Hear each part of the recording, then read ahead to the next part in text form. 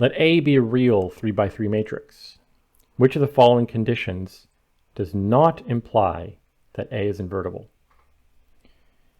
And there are 5 selections here, and we need to find, okay, so only one of these does not imply A is invertible. Let's go through them one by one. So the first option is that negative A is invertible. This definitely implies that A is invertible. Okay, so that's not the answer. B, there exists k greater than 0 integer such that the determinant of a to the k is not equal to 0. I believe that implies A is invertible. I mean, of course, if k is 1, we're done. But when you multiply matrices together, the determinants multiply. So if you can multiply A by itself several times and the determinant is not equal to 0, this means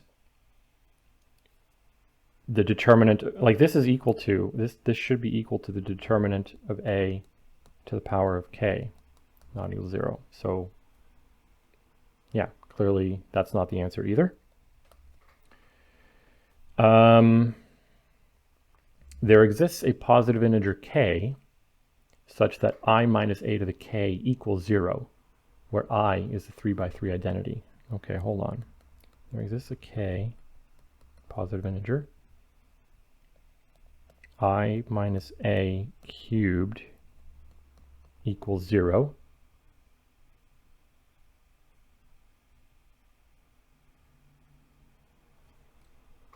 Does not imply A invertible.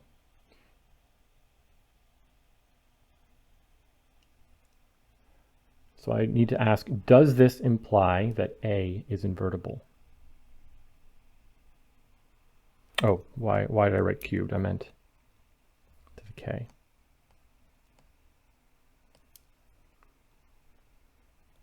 Why does it matter that A is 3 by 3? I mean, they have some examples later.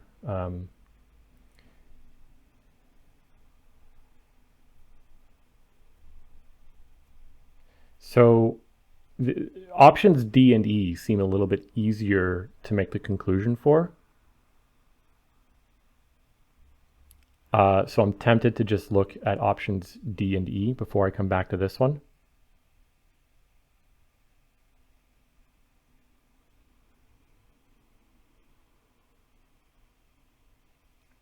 So yeah, let me, these are not the correct answers because they do imply that the matrix is invertible. D is the set of all vectors AV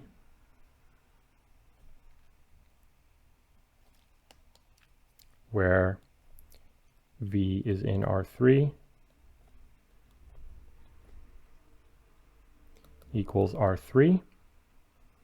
So this does imply that A is invertible, right? If A were not invertible, then it, in some sense, when you consider all products, you have to miss a dimension. You have to like collapse the space by at least one dimension. So this is not the correct answer. This statement does imply that A is invertible. E, I believe, might be our candidate here. There exists V1, V2, and V3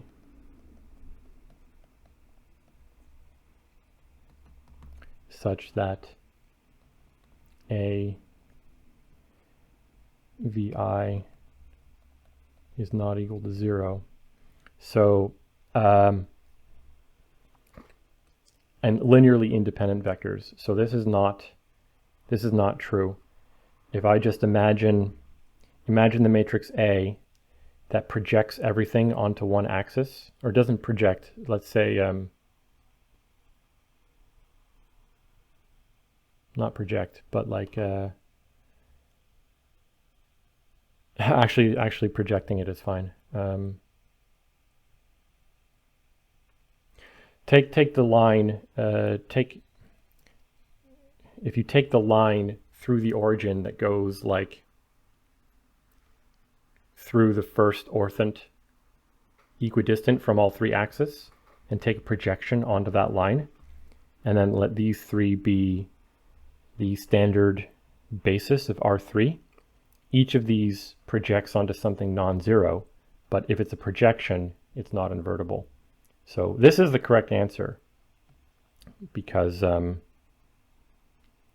know, again, if I try to sketch out what I'm talking about here, there's the x, y, z coordinates. Take the line that kind of goes through equal distant from each of these axes, and let's let A be a projection onto that line. Then if V1, V2, and V3 are the standard basis vectors, they all get mapped to, in fact, the same point. But this matrix is not invertible because this operation is a projection. Okay, so that's the right answer. But how do we see that this implies A is invertible? Maybe there exists a positive integer such that that is equal to 0.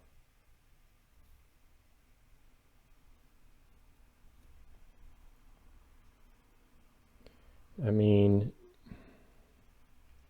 suppose the integer is 2. I minus a squared is equal to I minus 2a plus a squared.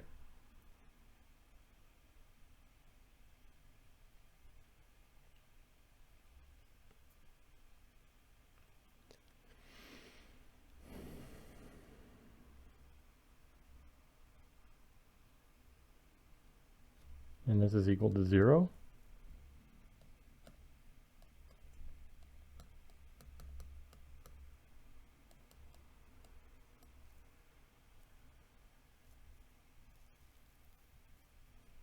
This doesn't really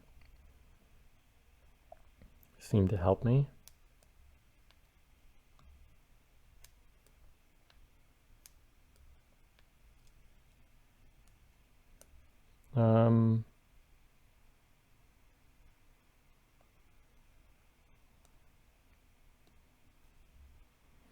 I mean, my answer is E. I'm just not sure what the logic is.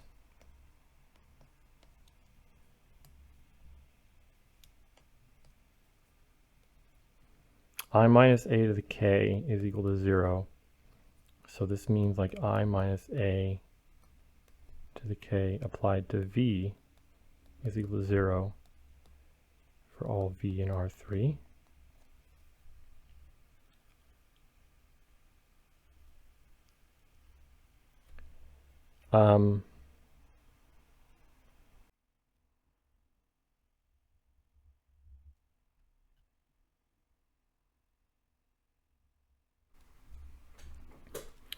Okay, hold on. Again, going back to the case of 2, why does this mean that A is invertible?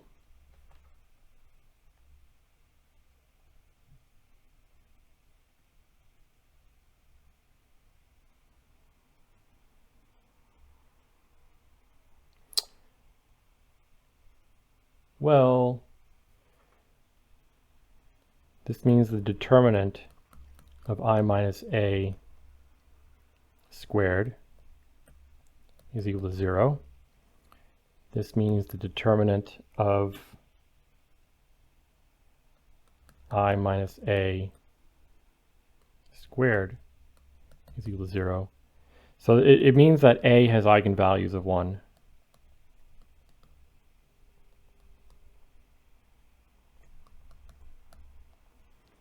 Yeah, okay. I mean, and so it works even if I have a k here, right?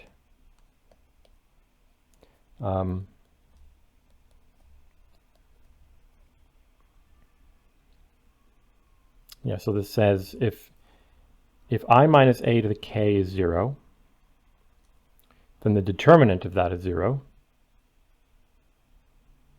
Then that means the determinant of I minus k, or sorry, the determinant of I minus a is equal to 0, and that just says that A has eigenvalues of 1, which means it's invertible.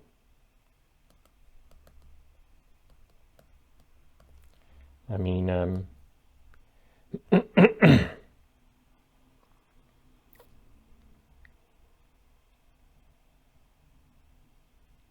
yeah, I think like going from here to here, in some sense that seems like an overkill step to me. Maybe there's a nicer way of interpreting this expression to show that A is invertible. I mean, for the purposes of this question, it doesn't really matter. We've solved it. The answer is E, and this is my example of a non-invertible matrix. Sorry, of a non-invertible matrix for which the statement still holds. If I find a mistake anywhere, though, I'll be sure to highlight it somewhere. Thanks for watching.